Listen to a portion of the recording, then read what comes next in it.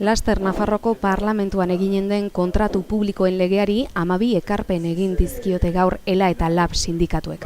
25.000 langile inguru ari dira egun azpi kontratuen bitartez alor publikoan lanean. Zerbitzuaren kalitatea eta langileen lan baldintzak bermatzeko asmoz, klausula sozialak Nafarroako kontratu publikoen legean ezartzeko proposamenak dira aurkeztu dituztenak. Klausula sozialak nahitaezkoak izan behar dira. Horretarako guk uste dugu ezinbestekoa dela enpresei zigorrak ezartzea, baita ere gure ustez adjudikazio hauetan eta horrelako pliegoetan ezinbestekoa da prozesuak parte hartzaileak eta gardenak izatea.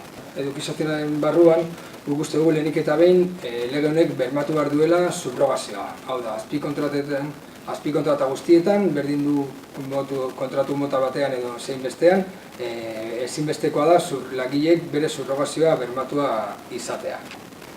Baita ere uste dugu ezinbestekoa dela gutxieneko ordu kopuru bat finkatzea horrelako adjudikazioetan, eta bestetik ere puntuazio irizpideetan orain arte prezioa izaten ari da iaia irizpide erabaki horrena prezioen irizpide izaten ari da, eta guk uste dugu hori horrela ezin behar dela eta ezin izan behar dela eta baita ere premiatu behar dela eta baloratu behar dela beste klausula sozialak baita ere kontuan hartzea.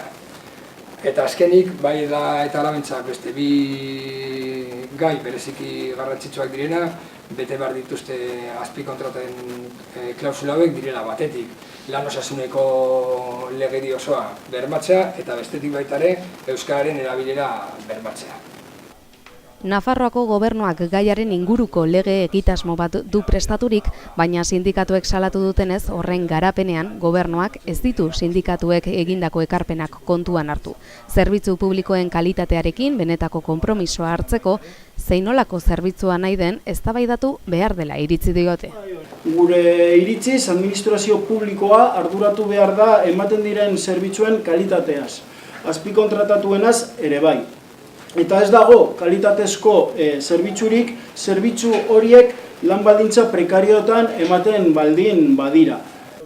Sindikatuen ustez, uda ondoren eztabaidatuko da legea parlamentuan bitartean, parlamentuko talde guztiekin elkartzen saiatuko dira, ekarpenen berri emateko, eta gainerako sindikatuekin bildu eta mobilizazio dinamika bultzatzeko asmoa ere badute.